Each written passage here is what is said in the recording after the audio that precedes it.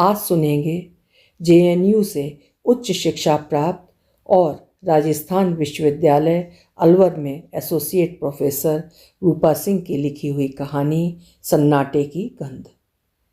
मेरी जुबानी। मैं हूँ सीमा सिंह। रात है, नीली रात। सन्नाटा धीरे धीरे फैल रहा है। पर्दे हिल रहे हैं खामोश सरसराहट में। बाहर लॉन की तमाम कलियां मानो चटक कर फूल बनने की तैयारी में हैं। मदमाती गंध है, एक सिहरन है, एक चुभन भी है। आंखें अधखुली सी हैं, मन हिचकोलों में। बीच के पल को पकड़ने की कोशिश करती हूँ, हाथ नहीं आता कुछ। कोई चीख पुकार नहीं, हो हल्ला नहीं, लड़ाई झगड़ों की आवाज़ नहीं। क्या हो गया है घर को? सर्वत्र चुप्पी, शांति, सन्नाटा। आंखों में तरेर डालकर जब घूरती हूँ, दोनों मुस्कुराती हैं, अजीब तरीके से एक दूसरे को देखते हुए। मैं छिटका दी जाती हूँ, अजनबी हो जाती हूँ। क्या ये व्यंग भाव है, कुछ छुपा लेने का भाव? समझदारी की कौंध या किसी गहन भेद को लांघ जाने की अदम्य धमक?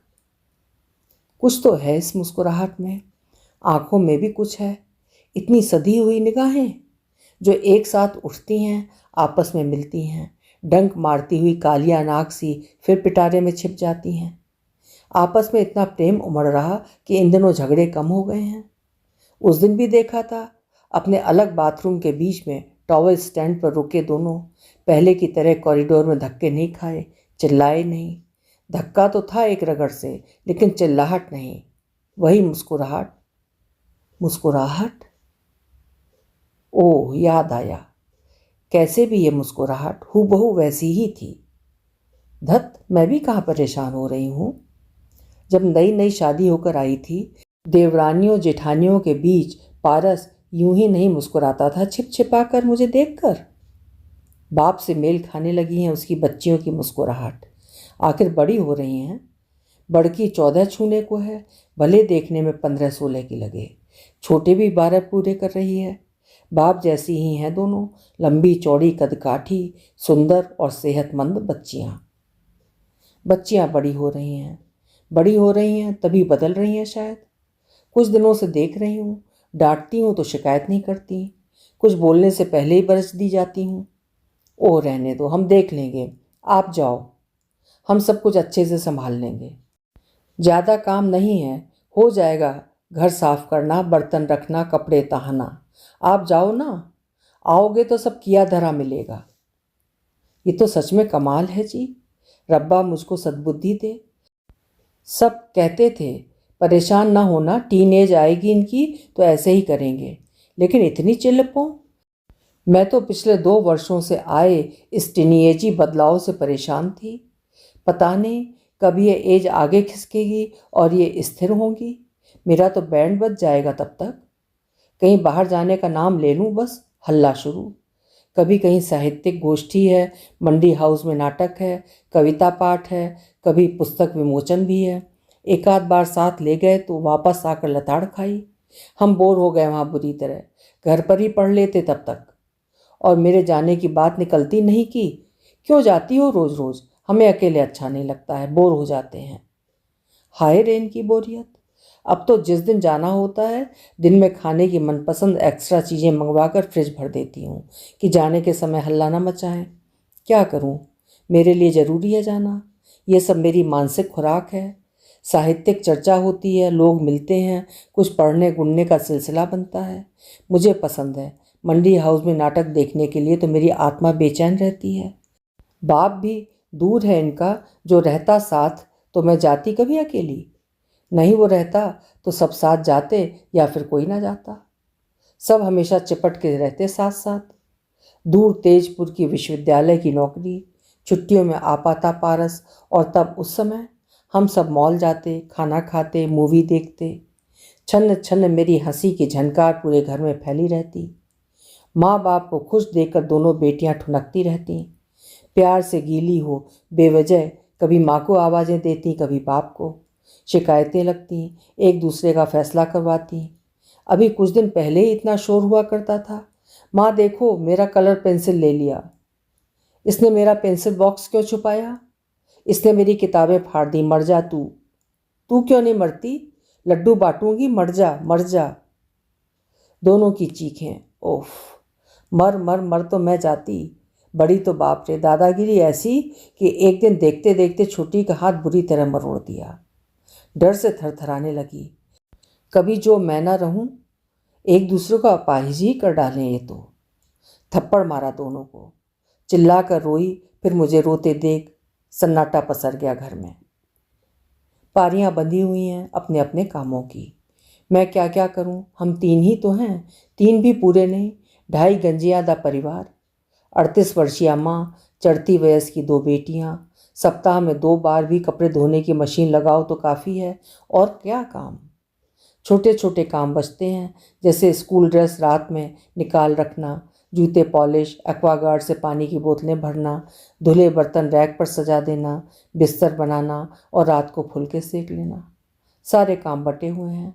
सब्जियां बनाना, कपड़े प्रेस करना, पौधों की देखभाल जैसे काम मेरे जिम्मे हैं। ध्यान से हिसाब लगाया तो अपनी पारियां मनमर्जी से शिफ्ट कर रखी हैं इन्होंने। हल्के फुल्के काम बड़ी के जिम्मे हैं। चिल्ल पो मचाने में बड़ी जितनी दादागिरी रौब गांठती, छोटी उतनी ही समझौता परस्त। मैं चीखती तो कहती कि छोड़ो ना माँ, लाओ मैं कर देती हूँ। मरने दो उसे, मत कहो उसे, वो कमीनी है पूरी। अरे रे ओए, क्या बक रही है? बड़ी बहन को ऐसे बोलते हैं? टोकती टोकती रह जाती। मेरी आत्मा भी उतनी ही दुखी। अभी सारे काम हम कर लें, खाना लगा दें, धप से आ बैठेगी, गप से खाएगी, चिल्लाएगी अलग से, कह रहे पानी की बोतल कहाँ है, पानी क्यों नहीं दिया। दोनों की किचकिच शुरू ना हो, मैं दौड़ती पानी के लिए। जूठे बर्तन मैं ही फेंकती वॉश मशीन में और झाड़न से टेबल की जूठन पोंछती। देख देख, माँ कर रही है, बेशर्म, शर्म नहीं है तेरे को? छुटकी हमदर्दी से चिल्लाती। हाँ नहीं है। क्यों कर रही है वो? मैंने कहा है? मेरी जब मर्जी होगी मैं कर लूँगी। ओए मर्जी की मालकिन, तंग आ गई मर जानियो, तुम दोनों चुप रहो। पता नहीं कौन सी हरारतें भरी हैं खून में, जब देखो लड़ती रहती हो। आज रविवार था, देर तक सोना था दोनों को। मेरे लिए भी अच्छा ही है ये। न टिफ़िन बनाने का झंझट, न सुबह सुबह चिल्ल पोंछेलने की मशक्क़त। 6 बजे के बदले मैं भी 8 बजे उठी। बाई 8:30 बजे आकर 9:30 चली जाती है। उठाऊं इनको अब? रहने दो, घर शांत तो है कम से कम। मैंने फटाफट 2 सब्जियां बना ली, आटा गूंद लिया, मटर वाले नमकीन चावल बना लिए, फिर नहाने घुस गई। नहाकर निकली, फिर उठाया इन्हें। उठो भाई, 11 बज गए, नहाओ धो, मुझे भी भूख लगी है, साथ खाते हैं, उठो भी। महारानियाँ उठीं, गीज़र ऑन था ही। सर्दी जाने जाने को है, गई नहीं है अभी। नहाया दोनों ने। हमेशा की तरह बड़की ने आवाज़ लगाई कि माँ हीटर चला रहे हैं। मेरे बेड पर उषा लेक्सस का कन्वर्टर चलाकर दोनों बहनें अपने पैर गरमाती हैं। अरे पहले दूध पी लो, फिर किताबें वहीं ले जाकर पढ़ते भी रहो। मेरे कहने कहने तक गटर गटर दूध पी लिया। किताबें उठाई, भागी कमरे की तरफ। अरे ये क्या, कोई शोर नहीं आज? दूध में मलाई नहीं दिखी। फिर से छानने की जिद पैदा नहीं हुई। कौन किसके कप में पी के चलता बना? हद है। शुक्र है, शुक्र है मालिक, तेरा शुक्र है। एक आवाज़ नहीं, कोई शोर नहीं। 2-3 बार आवाज़ें दी, भाई खाना खाने आओ, भूख लगी है। सन्नाटा, केवल सन्नाटा। अचानक जानी पहचानी गंध ने मुझे अपने लपेटे में लेना शुरू किया। रेंग गया पूरे शरीर पर अरसे बाद पहचानी सी गंध। जब पारस चिमनपुरा के जंगलों में पोस्टेड थे, दोनों खेल रही थीं, किलकारियां आ रही थीं आंगन से रसोई तक, और फिर एक सन्नाटा। सन्नाटे की गंध से भयभीत हो दौड़कर खिड़की से झांका। ओह, दोनों बच्चों से कुछ दूर एक काला नाग फन हिलाए झूम रहा था। नौकर की आंखें पथराई पड़ी भौचक्की। 6 और 4 साल की दोनों बच्चियां अजीब से भय और सन्नाटे से ग्रसित। वहां सांपों का निकलना औचक न था, लेकिन उस सन्नाटे की गंध में कुछ था जो माँ होने के नाते झट तक आ पहुंचा था और उनकी जान बच गई थी। उसी गंध ने मानो आज फिर फन काढ़ा। दौड़कर पहुंची कमरे तक, धचके से धक्का दिया। दरवाज़ा खुला। दोनों के हाथ तेजी से नीचे आए। एक हड़बड़ाहट। एक ने पास पड़ा मोबाइल थामा तो दूसरी ने फटाफट किताबें। मुझे ना दिखते हुए भी दिखा था कि बड़की का हाथ छुटकी की पीठ पर था, कुर्ती के नीचे। रेंग गया कुछ मेरी समूची देह पर। क्या हो रहा है? कुछ नहीं। क्या करा रही थी? कुछ नहीं। बताओ सच सच। कुछ नहीं, ऐसे ही। ऐसे ही? ऐसे ही क्या? गुदगुदी। हमेशा चिंघाड़ती बड़की चुप थी, घनघोर चुप। हो क्या रहा था ये? अरे कुछ नहीं, मोबाइल से गेम खेल रहे थे, आपको देखकर छोड़ दिया, छुटकी ने जवाब दिया। धड़ाक से फ़ोन लेकर मैंने देखा था। Oh okay. तिलमिलाती गंध को पूरी तरह खींचकर नथनों में कहीं जमा लिया।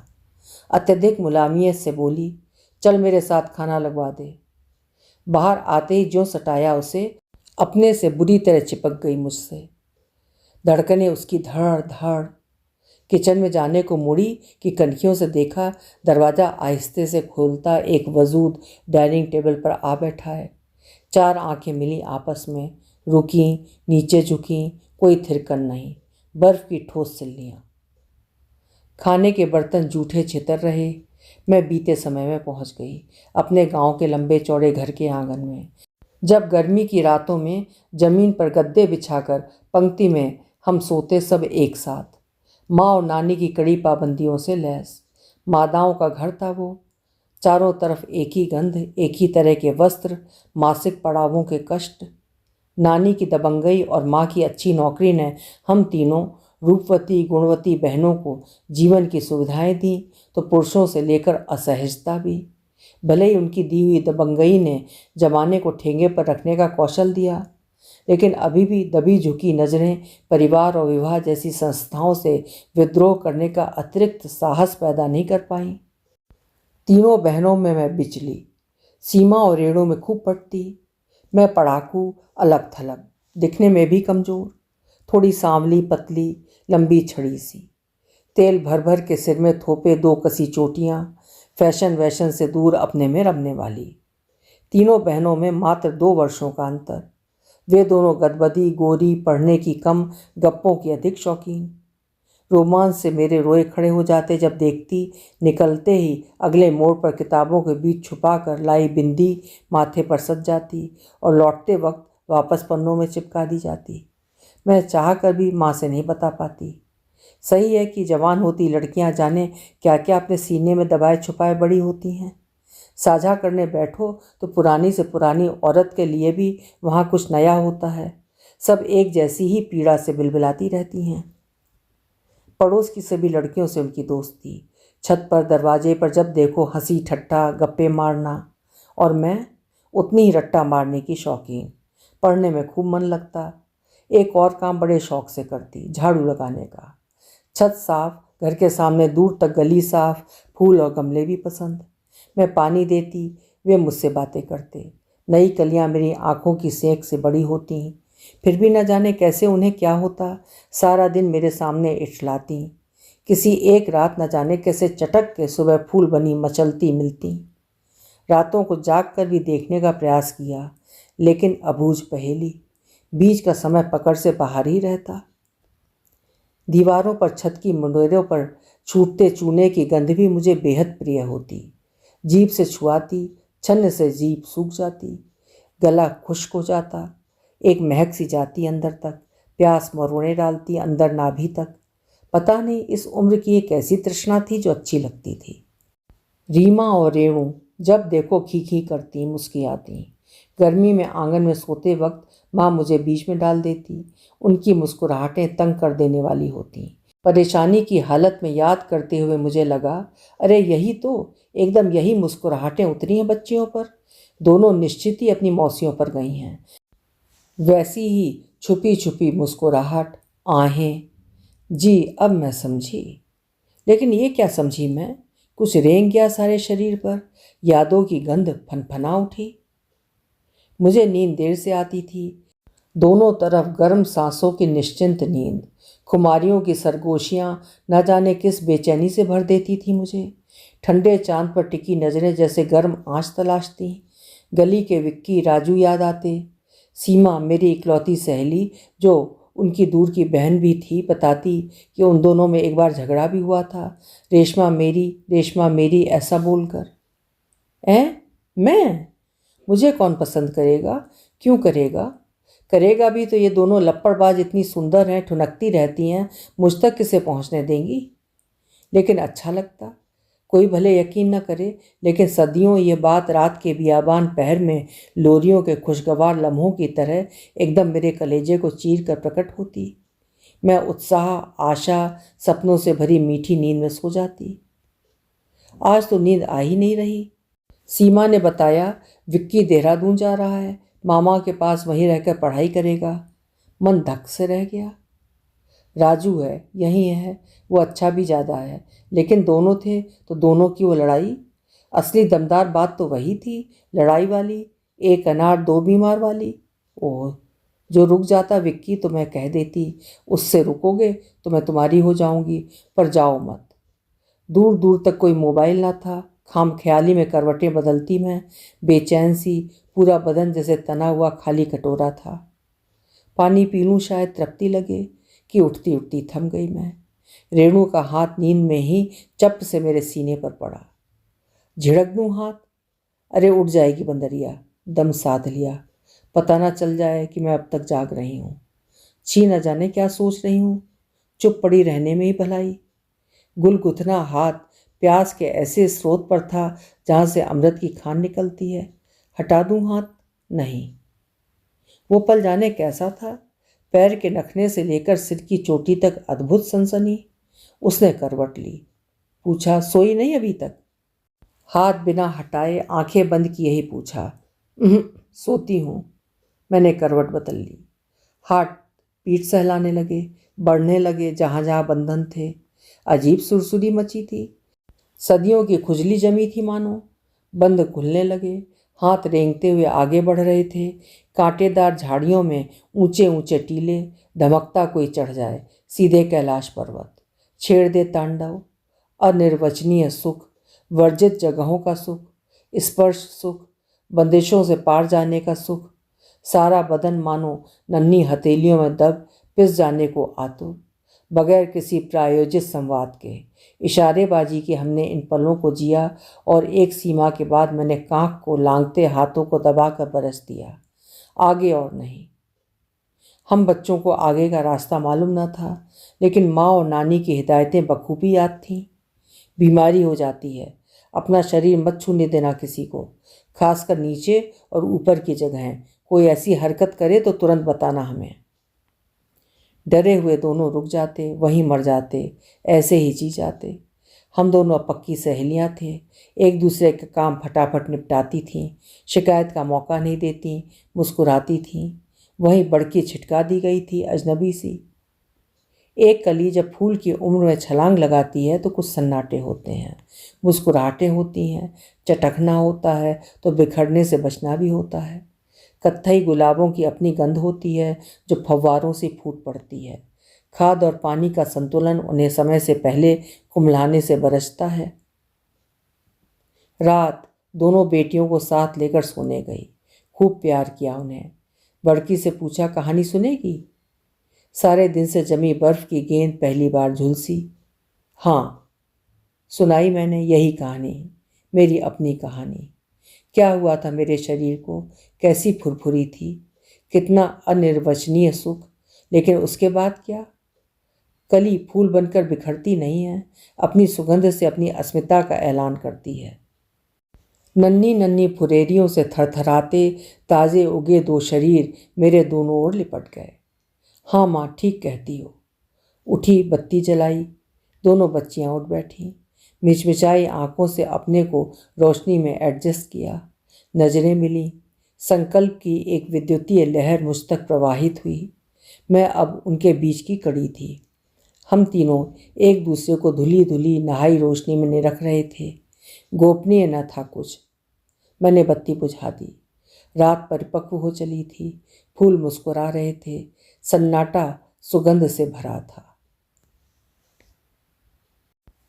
अभी आप सुन रहे थे प्रोफेसर रूपा सिंह की लिखी हुई कहानी सन्नाटे की गंध।